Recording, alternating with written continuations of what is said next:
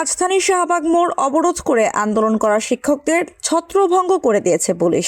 এ সময় কয়েকটি সাউন্ড গ্রেনেডের শব্দ শোনা যায়। মঙ্গলবার দুপুর 1:50 দিকে আন্দোলনকারীদের ছত্রভঙ্গ করে দেয় পুলিশ। এর আগে দুপুর 1:20 শাহবাগ মোড় অবরোধ করেন তারা।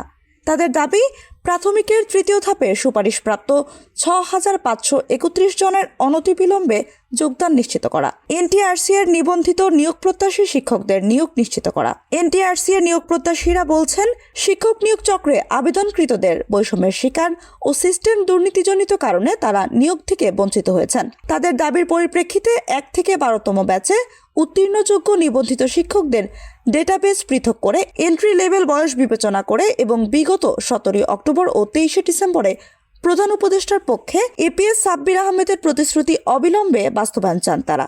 এছাড়া আমলাতান্ত্রিক সব জটিলতা নিরসন করে নিয়োগের দাবি জানিয়েছেন তারা।